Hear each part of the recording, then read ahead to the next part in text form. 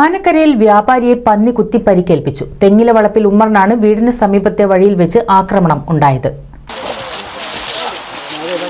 കാട്ടുപന്നിയുടെ ആക്രമണത്തിൽ ഉമ്മറിന് ആഴത്തിൽ 3 മുറിവേറ്റിട്ടുണ്ട്.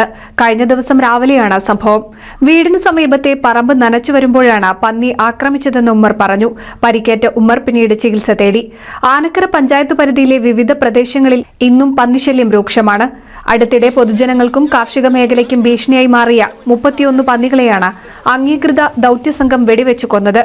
കാട്ടുപന്നിയുടെ ആക്രമണം പ്രദേശത്ത് മനുഷ്യജീവന് തന്നെ ഭീഷണിയായി മാറിയിട്ടുണ്ടെന്നും തുടർന്നും പന്നികളെ വെടിവെച്ചു കൊല്ലാൻ ആവശ്യമായ ഇടപെടൽ ഭരണസമിതിയുടെ ഭാഗത്തു നിന്നും ഉണ്ടാകണമെന്നും ആനക്കര ഗ്രാമപഞ്ചായത്ത് പ്രസിഡന്റ് കെ മുഹമ്മദ് അറിയിച്ചു.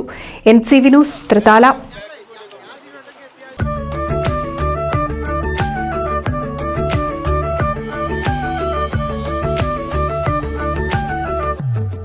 വർഷത്തെ വിശ്വസ്ത പാരമ്പര്യവുമായി എന്നും എപ്പോഴും കൂടെയുണ്ടെന്ന വിശ്വാസം. Basith wedding mall, Basith arcade, Poonkottukulam, Tirur.